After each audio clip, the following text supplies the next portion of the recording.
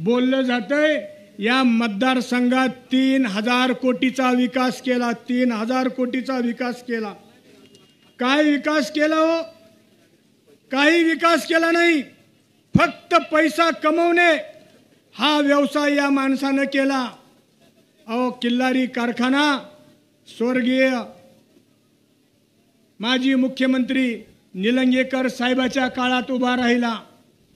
त्या कारखान्यावर 100 कोटीचं कर्ज काढण्याचं पाप या माणसानं केलं आणि त्या कारखान्याची रिकव्हरी भैयासाहेब आपण साखर कारखानदारीत आहात 8.5 रिकव्हरी. 1 टन ऊस गाळला आणि 85 किलो साखर. माझी गुळपिटी आहे, माझ्या गुळपिटीत 1 टन जर ऊस गाळलो तर 150 किलो गुळ मी तयार करताव आणि इकडं अर्ध सुद्धा निघत नाही. म्हणजे यामध्ये सुद्धा मोठ्या प्रमाणामध्ये भ्रष्टाचार करून, भ्रष्ट मार्गानं पैसा करून स्वतःची प्रॉपर्टी वाढवण्याशिवाय या माणसानं कुठलंही काम केलं नाही. गेल्या वर्षी आमच्या भागात दुष्काळ होता. दुष्काळाच्या काळात सुद्धा या माणसानं कुठलंही अनुदान लोकांना मिळवून दिलं नाही किंवा कुठलाही पीक विमा मिळवून दिला नाही. मी 2000 ते 2009 पर्यंत आमदार होतो, विरोधी पक्षाचा आमदार होतो, परंतु माझ्या कालखंडात या सर्वसामान्य माणसाला न्याय मिळण्यासाठी आम्ही रस्त्यावर उतरलो, आंदोलन केलो आणि माझ्या काळात 4 वेळेस पीक विमा या लोकांना दिला होता.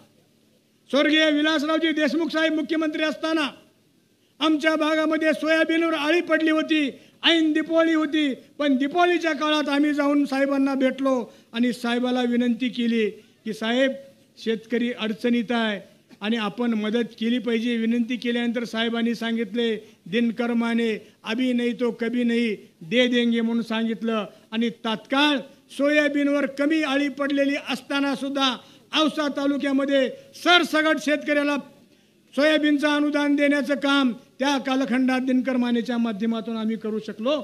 परंतु आज हे लोक आमच्या विमा मिळवून देण्यासाठी काही करत नाहीत. म्हणून महाविकास आघाडीच्या वतीनं आम्ही शिरशेले दादा असेल, शेटे साहेब असतील, सगळे आमचे रशीद भाई असतील, या सगळ्याच्या माध्यमातून आम्ही आंदोलन केलं. सगळे मान्यवर काँग्रेस, राष्ट्रवादी आणि शिवसेनेच्या सगळ्या मान्यवरांनी आम्ही 2दा रस्ता रोको केलो. परंतु या आंध्र्या आणि भैऱ्या सरकारला जाग आली नाही आणि म्हणून आमचा सोयाबीनचं अनुदान आणि पीक विमा सुद्धा मिळाला नाही. आता सांगितलं जातंय स्वर्गीय विलासरावजी देशमुख साहेबाच्या कालखंडात औश्यामध्ये 700 एकर जमीन भेल कारखान्यासाठी होती आणि 2019च्या काळात ह्याच आमदारानं सांगितलं होतं मला निवडून द्या, त्या ठिकाणी रामदेव बाबाचा प्रकल्प आणतो आणि या भागातील 10,000 तरुणांना रोजगार देतो म्हणून सांगितला होता. परंतु कुणालाही रोजगार मिळाला नाही, त्या ठिकाणी कसलंच काम झालं नाही. पुन्हा आता सांगितलं जातंय बेलकुंडला MIDC आहे. अरे औषधातल्या MIDCत उद्योग नाही ते आणि बेलकुंडला MIDC काढायला निघालाय. म्हणजे खोटे आश्वासनं देणे ह्याच्याशिवाय दुसरं काही धंदा या माणसानं केला नाही. शेतातले ट्रान्सफॉर्मर जळाले, कधी ह्या माणसानं ट्रान्सफॉर्मरसाठी फोन केला नाही किंवा कुणाचा फोनही घेतला नाही. पण माझा फोन घेताव का नाही हो? मी तुमचा फोन घेताव का नाही? पण संध्याकाळी काही लोक मला फोन करतात, भैयासाहेब संध्याकाळी काही लोक मी कुणाचाही फोन घेता, माझ्याकडे सेव नसलेला सुद्धा फोन घेता. पण काही लोक संध्याकाळी 12-12, 1-1 वाजता मला फोन करतात आणि काय चाललंय म्हणून फक्त विचारतात. आणि आम्ही जरा बसला, आमची शर्यत लागली आहे, माने साहेब माझा फोन उचलतात का नाही याच्यामध्ये. आणि शर्यत काय लागले ते तुम्ही ओळखा, 12च्या नंतर कोण जागा असते ते. आणि म्हणून सर्वसामान्य माणसाला न्याय देण्याचं काम माझ्या 10 वर्षाच्या कालखंडात मी केलंय. आणि म्हणून आता हा आमदार सांगतोय मी 3000 कोटीचा विकास केला, 3000 कोटीचा विकास केला. कुठला विकास केलाय हो? नुसत्या भ्रष्ट मार्गानं पैसे गोळा करण्याचं काम केलंय. चला शिरशीवाडीला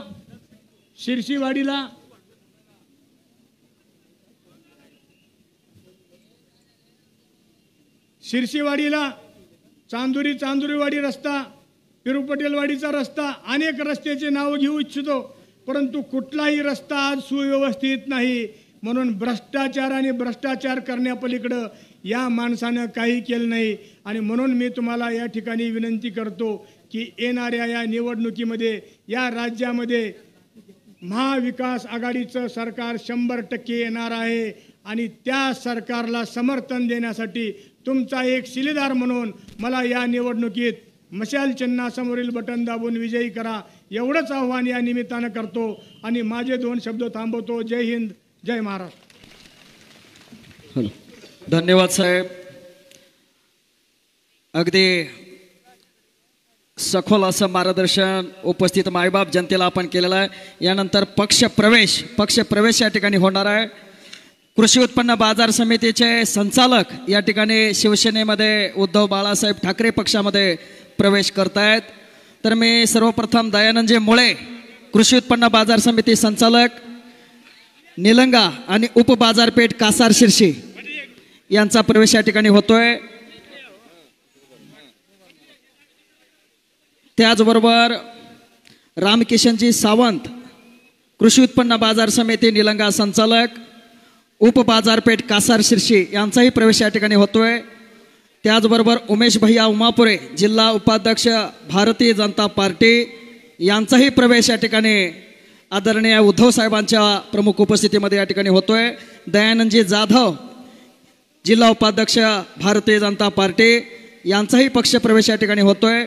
त्याचबरोबर अनिल कांबले, कृषी उत्पन्न बाजार समिती संचालक निलंगा, त्याचबरोबर संभाजी तरे, प्रमोदजी पाटील असे एकूण 701 कार्यकर्ते शिवसेना उद्धव बाळासाहेब ठाकरे पक्षामध्ये प्रवेश करतात. यानंतर मी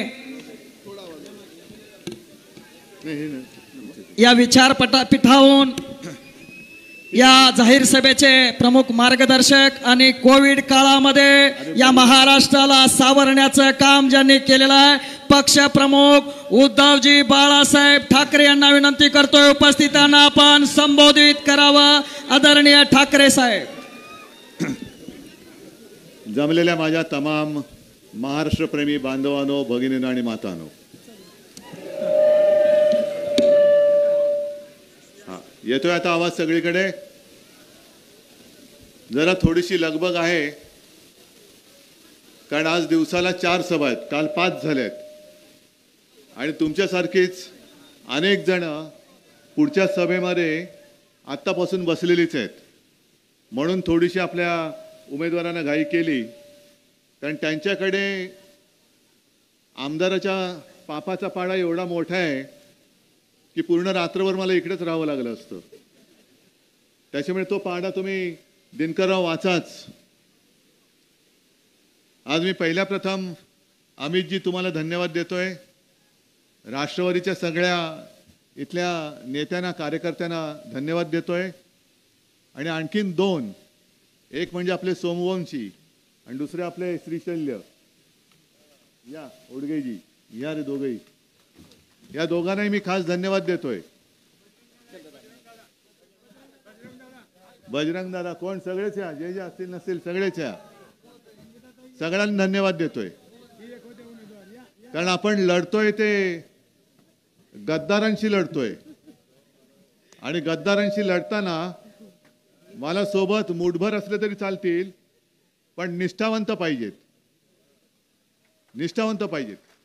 या सगळ्यांनी तयारी केली होती, लढण्याची इच्छा व्यक्त केली होती, पण एकदा निर्णय घेतल्यानंतर कुठेही खळखळ न करता केवळ माघारच नाही घेतली, तर कामासाठी पुढाकार घेतलेला आहे. म्हणून यांना मी खास धन्यवाद देतोय. आणि तुम्ही काळजी करू नका, एकदा सरकार आल्यानंतर सगळ्यांचा मान पान ही जबाबदारी माझी. चल, नाही बस. मला आता या औषधात आल्यानंतर किंवा येताना 2019ची आठवण आली, कारण तेव्हा आपण या चोरांबरोबर युतीमध्ये होतो, भाजपाबरोबर. आणि त्यांनी मला सांगितलं, म्हणजे औषध आपल्याकडे आलेलीच होती, घेतलीच होती, कारण युतीमध्ये आपल्याकडेच होती. सगळं झालं, उमेदवारी देण्याच्या वेळेला अचानक देवेंद्र आले, मला म्हणाले साहेब ते जरा औसा बघा ना, औसा बघा ना, औसा बघा ना. म्हटलं औसाचं काय बघायचं, आम्ही बघितलंच आहे, जागा आमचीच आहे. नाही माझ्यासाठी म्हणे फक्त एवढंच करा. म्हटलं काय करायचं, त्या अभिमन्यूला द्या. म्हटलं अभिमन्यू कशाला पाहिजे तुम्हाला, नाही मला मोजायला बरा पडतो. आणि मोजायला म्हणजे निवेदन मोजायला बरा पडतो, बॅगा उचलायला बरा पडतो. म्हटलं मग तुम्ही घरी ठेवा ना त्याला. नाही मला तिकडे पण जरा विधिमंडळात बरा पडतो म्हणे, तिकडे पण मोजावं लागतं म्हणे. तर मग ठीक आहे, आता एवढा प्रेमभावे म्हटल्यानंतर थोडंसं आपल्यात एक माणुसकी शिल्लक आहेच, आणि त्यांच्यापेक्षा तर नक्कीच कितीतरी पटीने जास्त शिल्लक आहे, कितीतरी पटीने जास्त आहे. मी त्यांच्या प्रेमाखातर मी त्यांना दिली. मी या माणसाला काळा का गोरा तेव्हा पाहिलं पण नव्हतं कोण आहे माणूस. पण अभिमन्यू असलं तरी देवेंद्र आता स्वतःच चक्रव्यूहामध्ये अडकलेत, स्वतः चक्रव्यूहात अडकलेले आहेत. कारण त्यांनी जो एक चक्रव्यूह आपल्या भोवती टाकायचा प्रयत्न केला, आपले गद्दार फोडले, पक्ष चोरला, चिन्ह चोरलं, अगदी शिवसेना प्रमुखांचा फोटो सुद्धा चोरला. आणि चोरल्यानंतर लक्षात आलं की अरे या चक्रव्यूहात स्वतःच अडकलो. कारण पुन्हा येईन बोलले, परत आले, पण आधी फुल होते, आता येताना हाफ बनून आले. त्याच्यामुळे स्वतःच त्याच्यामध्ये अडकले. आणि हे जे काय ज्याला एक कपाळ करंटे पण म्हणतात, मला आज देखील काही जणांनी मी विचारलं, काय रोज काही जण विचारतात की त्यांनी वचन खरंच दिलं होतं का. म्हटलं खोटं कसं, ते खोटं देणाऱ्याला वचन म्हणतच नाही. त्यांनी मला खरोखर शिवसेना प्रमुखांच्या खोलीमध्ये वचन दिलं होतं, म्हणून मी त्यांच्यासोबत राहिलो. आणि नंतर त्यांनी जो मला प्रश्न विचारला तो मी आता मिंद्यांना विचारतो. अमित शाह, अरे मगाशी काय झालं, सगळे एवढे प्रेमाने अमित भैया म्हटलं, ह्यांचं प्रेम का उतू जाते. मग नंतर कळलं हा आपला अमित भैया. कारण नाव जरी एक असलं तरी माणसं वेगळी आहेत, वृत्ती वेगळी आहे. तर त्यांनी जे काय दिलं होतं वचन ते मोडलं. आणि आता काल परवाकडे त्यांनी जे सांगितलं अमित शहानी की त्यांचं सरकार आल्यानंतर देवेंद्र पुन्हा मुख्यमंत्री होणार. मग मिंदेनं म्हणा बसा आता भांडी घासत. आणि अजित पवारांना म्हणा तुम्ही ती भांडी घासायला माती देत राहत्या ना, घास रे बाबा घासा त्यांची भांडी. आमचं आहे ते आमच्या हक्काचं आहे. हे तुम्ही माझं नाव चोरलं असाल, पक्ष चोरला असाल, पण माझी माणसं कशी चोराल तुम्ही. गद्दार चोरलेत पण माणसं नाही फोडू शकत. कालपासून जरा मी एक वेगळा अनुभव घेतोय. एक टीव्ही वरती काल व्हिडिओ आला होता, बघितला ना, मी काढलेला. काय होता, आता परत इकडे तपासली.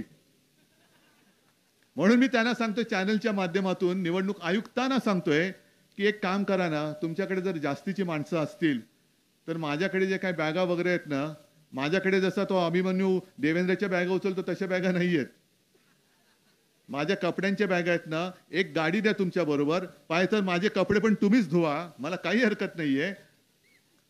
माझ्याकडचं ओझं कमी होईल. फक्त एकच आहे की मला रोज सकाळी आंघोळ वगैरे मी केल्यानंतर माझे कपडे मला देत जा, नाही तर ते पण ढापाल तुम्ही. हे काय हा दरिद्रीपणा आहे. मला बॅग तपासण्याबद्दल माझा आक्षेप नाहीच आहे. म्हणजे त्यांना ते कळतच नाहीये. म्हणजे काल तपासली, आज तपासली, म्हटलं त्या टीमला सांगितलं पुढे मी कुठे जाणार आहे तिकडे पण टीम तयार ठेवा. मला फोटोग्राफी माझी जी बंद झाली ती परत करायला मिळते, याच्यापेक्षा दुसरा आनंद काय माझा. माझ्यातला कलाकार जो आहे, म्हणजे काल आज सकाळी मुलाखत देताना त्या कॅमेरामॅननी सांगितलं की साहेब आमच्यापेक्षा तुमचा कॅमेरा जास्त स्थिर होता. म्हटलं माझं सगळं स्थिर असतं, सरकार पण स्थिरच होतं. याने नालायकपणा नसता केला तर 5 वर्ष मी पूर्ण करून दाखवली असती, अगदी करून दाखवली असती. पण माझा जो आक्षेप आहे की जो कायदा तुम्ही मला लावताय तोच कायदा तुम्ही मोदी आणि शहाना का नाही लावत. काय त्यांच्यामध्ये असं सोनं लागलंय. कारण पंतप्रधान ते जर का असतील ते स्वतःला मानतच नाहीत पंतप्रधान. कारण पंतप्रधान हा कोणत्या एका पक्षाचा नसतो, तो देशाचा असतो. गृहमंत्री हा देशाचा असतो, पक्षाचा नसतो. आणि अमितजी आपण ज्या शपथ घेतली होती, मी मुख्यमंत्री म्हणून तुम्ही मंत्री म्हणून, त्या शपथेमध्ये लिहिलेलं आहे की मी सगळ्यांशी सारखा वागेन, उजवं डावं करणार नाही. मग मोदीजी तुम्ही जे काय करता आहात, तुम्ही पंतप्रधान पदाच्या खुर्चीवर बसायला लायक नाही आहात. अमित शहाजी तुम्ही सुद्धा गृहमंत्री पदाच्या खुर्चीवर बसायला लायक नाही आहात. कारण तुम्ही देशाचं काम सोडून तुम्ही तुमच्या पक्षाच्या प्रचाराला महाराष्ट्राच्या गल्लीबोळामध्ये फिरता आहात. मग माझ्या इकडे दिनकररावाच्या प्रचाराला तुम्ही का नाहीत? या ना. नाही या म्हटलं तर खरंच येतील, येऊ नका, कारण आलात तर आमचा पराभव होईल. तुमचं तुम्ही बघा, तुमचे पराभव तुम्ही करून घ्या. कारण महाराष्ट्र आता कंटाळले तुमच्या थापांना. 14 सालापासून ज्या थापा मारतायत, मी प्रत्येक सभेत विचारतो, 2014 साली त्यांनी काय काय थापा मारल्या होत्या? 15 लाख रुपये मिळणार बोलले होते ना. मला एकही अजून माणूस भेटला नाही औस्यामध्ये कोण आहे करे ज्याच्या खात्यात खरंच मोदींनी 15 लाख टाकले, अभिमन्यू पवार सोडून. नाही त्यांचे टाकले असतील, कारण मला माहिती नाही, त्यांच्याकडे टाकले असतील. तुमच्या कोणाच्या खात्यात आलेत का? मग बोलले होते 15 लाख आणि माता भगिनी देतात 1500 आणि युवकांना 15 पैसे पण देत नाहीत. बरं 2 कोटी लोकांना दरवर्षी रोजगार देणार. किती जणांना रोजगार मिळालाय? शेतकऱ्यांचं उत्पन्न दुप्पट झालंय का? काहीच झालेलं नाहीये. पिकाला भाव मिळतोय का? हमी भाव मिळतोय का? सोयाबीनला मिळतोय का? कापसाला मिळतोय का? काय नाही. सगळा रखरखाट, दुष्काळ. म्हणजे घोषणांचा पाऊस आहे आणि प्रत्यक्ष मात्र दुष्काळ आहे. कारण यांच्याकडे आता मुद्दे नाही राहिले. आज सुद्धा त्यांची सभा आहे सोलापूरला. त्या सभेमध्ये मी मोदीजींना सांगतो की महाराष्ट्राच्या हिताबद्दल काहीतरी बोला. नुसतं दरवेळेला टायरे लावू नका, उद्धव ठाकरे उद्धव ठाकरे. अरे उद्धव ठाकरेला तुम्ही संपवलात ना, मग अजून का घाबरता उद्धव ठाकरेला? का घाबरता?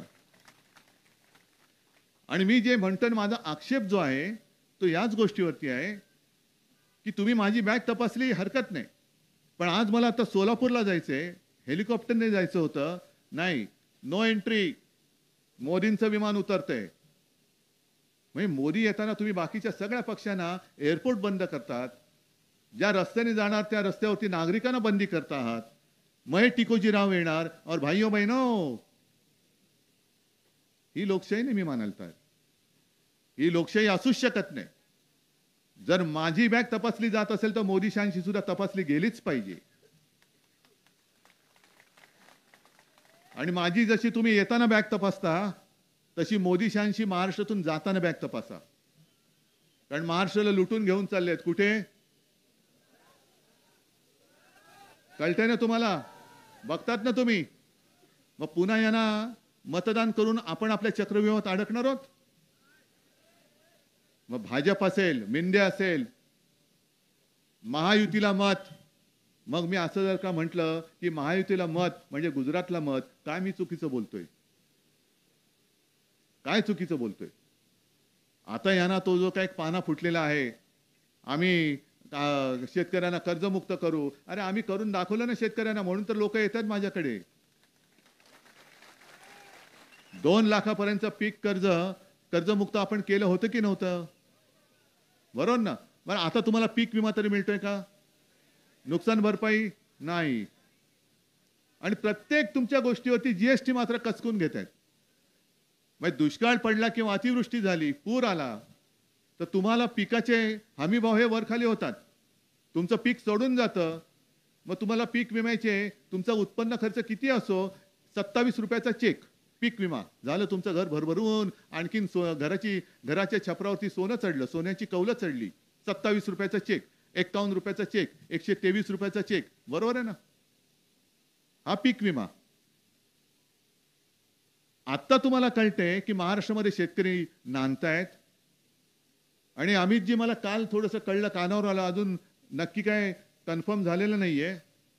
पण सोयाबीन पिकवणारा शेतकरी जो आज चिडलेला आहे, कापूस उत्पादक शेतकरी जो चिडलेला आहे, त्याला कुठेतरी असं भासवायचंय किंवा यांना एक जे म्हणतात ना फेक नरेटिव्ह म्हणजे खोटं कथानक, ते यांना असं करायचंय की काल एक मंत्रालयात का कुठे एक बैठक झाली मुख्य सचिवांच्या अध्यक्षतेखाली, असं मी ऐकलं.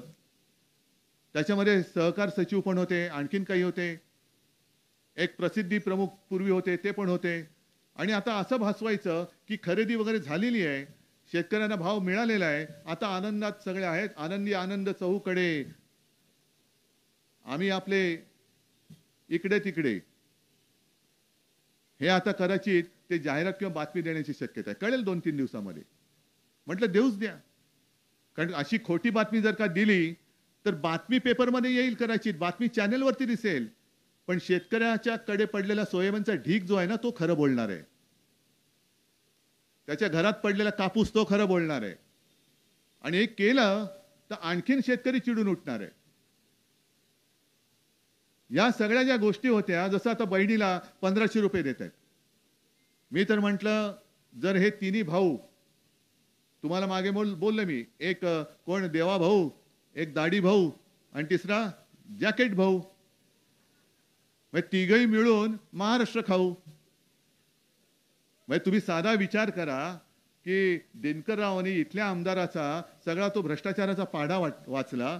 2.5 वर्षात एक अभिमन्यू नाही, त्याच्या गुणिले 40 अधिक अजित पवारांचे किती असतील ते, अधिक भाजपचे, एवढ्या सगळ्यांनी किती महाराष्ट्र लुटला असेल जरा तुम्ही हिशोब करून बघा. हा सगळा हिशोब केला तर किती प्रचंड लाखो कोटी रुपये होतील. आणि मिंदेने तर सगळं ताळतंत्र सोडूनच दिलेलं आहे. जाऊ तिथे खाऊ, हेच त्यांचं घोषवाक्य आहे. हेच त्यांचं घोषवाक्य.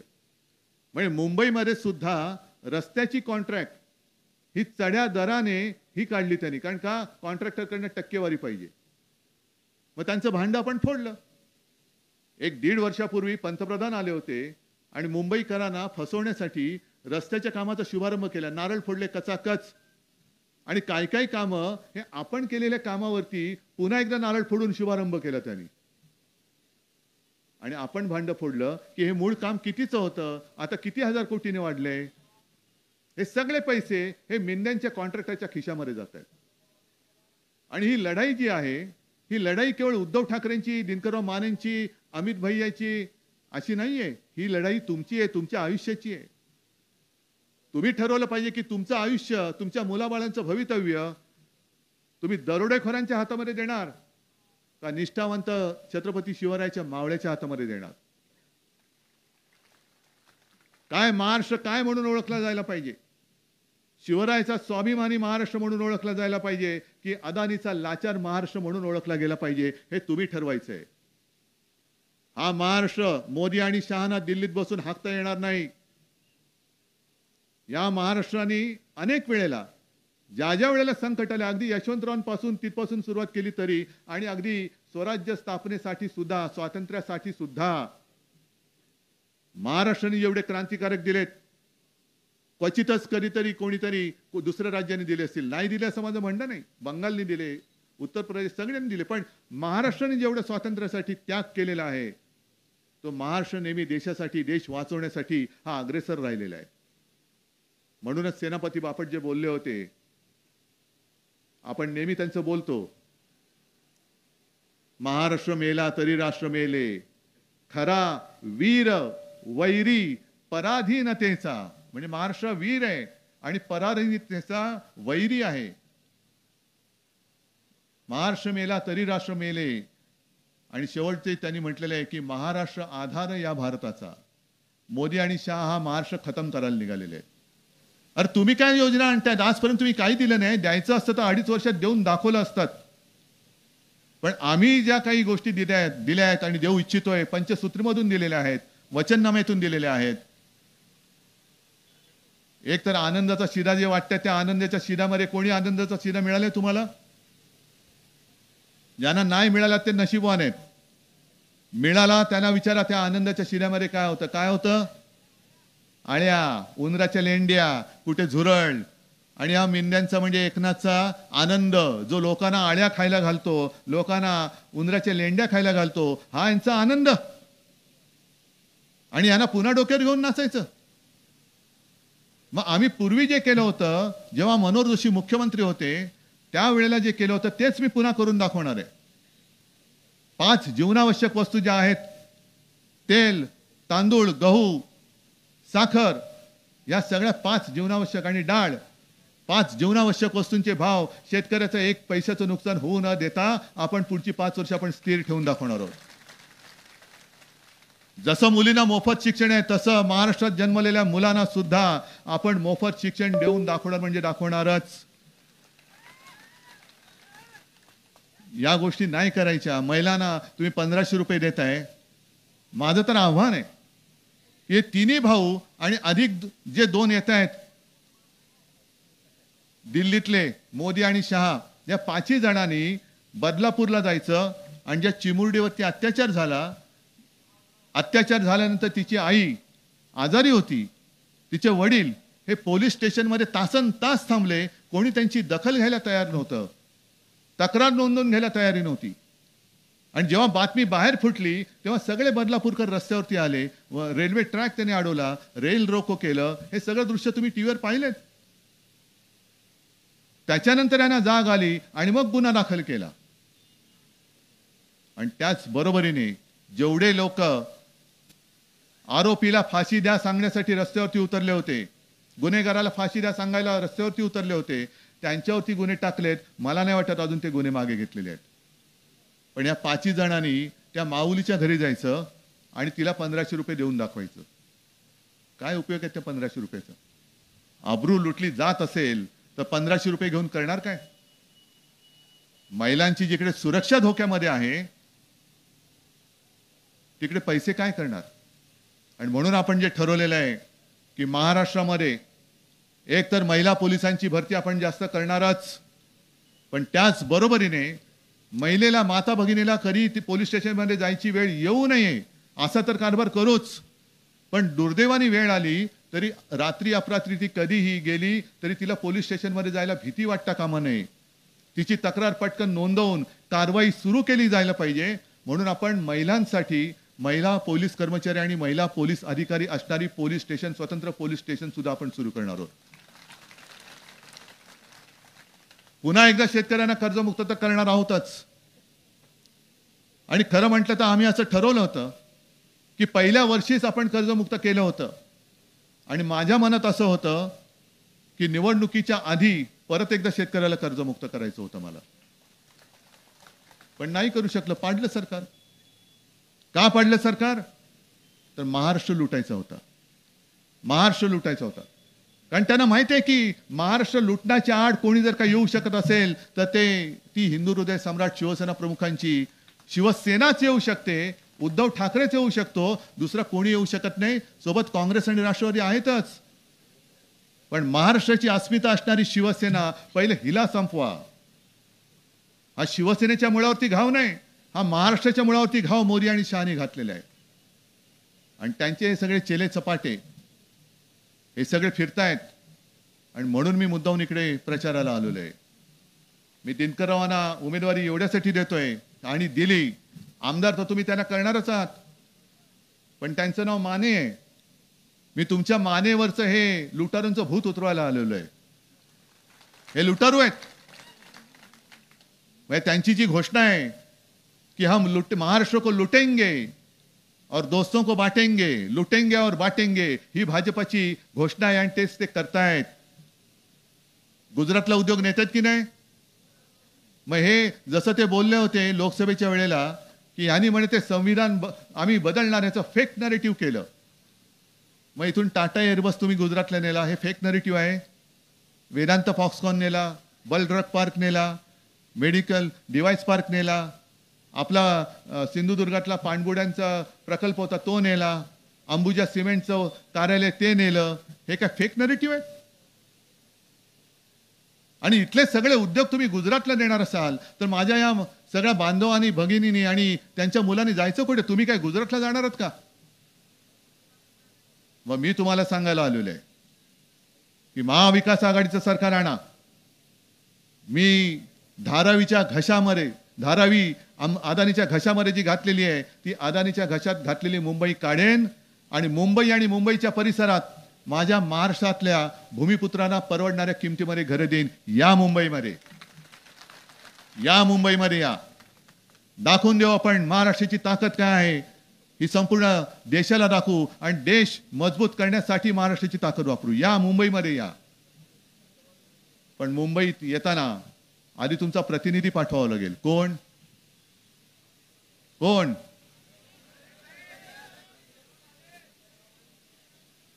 नक्की? मग निशाणी काय? शाबास. कारण ते बऱ्याच ठिकाणी हा संभ्रम निर्माण करतायत. आपलं जुनं चिन्ह तर चोरलंयच. म्हणजे भाजप, मी जो बोलतो ना, भाकड जनता पक्ष आहे, भाकड आणि भेकड. हे लोकसभेतलं माझं वाक्य आजही कायम आहे. कारण हे काही निर्माण करू शकले नाहीत. चोर, दरोडेखोर, म्हणजे यांच्याबरोबर मिंदे आहे, यांच्याबरोबर अजित पवार आहे, ईडी, इन्कम टॅक्स, सीबीआय, अशी सगळी यांची युती आहे, महायुती. ह्या सगळ्यांची युती करून आणि निवडणूक आयोग आपल्या अंगावरती येत आहेत. आणि आपण मात्र छत्रपती शिवरायाचा भगवा घेऊन, हातामध्ये घेऊन, जसं त्यावेळेला ते आक्रमण शिवरायांनी थोपवलं होतं, तसंच हे आक्रमण आता आपल्याला नुसतं थोपवायचं नाही, हे परतून लावायचं आहे. आणि म्हणून मी तुम्हाला एकच विनंती करेन, इकडे तर मशाल आहेच, पण अमितजी, तुम्ही मागाशी मला म्हणालात की लोहा कंदारमध्ये काय, लोहा कंदारमध्ये सुद्धा मशालच आहे. एकनाथराव पवारच आपल्या अधिकृत उमेदवार आहे. मी जाहीरपणाने त्यांची सभा पण घेतलेली आहे. आज पण इथे सांगतोय, कुठेही कोणाचाही संभ्रम करून घेऊ नका, अजिबात करू नका. कारण जे करायचं ते उघड उघड करतो. आम्ही काँग्रेस सोबत आलो ते सुद्धा उघडपणाने आलोले आहे. पवार साहेबांबरोबर आलो, उघडपणाने आलो. आणि भाजपने जे केलं, म्हणजे माझी शस्त्रक्रिया झाल्यानंतर काही काळ मी हतबद्ध होतो, माझी हालचालच बंद झाली होती. त्यावेळेला रात्री अपरात्री हे देवेंद्र आणि मिंदे हे रात्रीच्या काळोखात भेटून त्यांनी कटकारस्थान केलं आणि आपलं चांगलं चाललेलं सरकार गद्दारी करून पाडलं. आता त्या गद्दारीचा सूड उगवायचा आहे.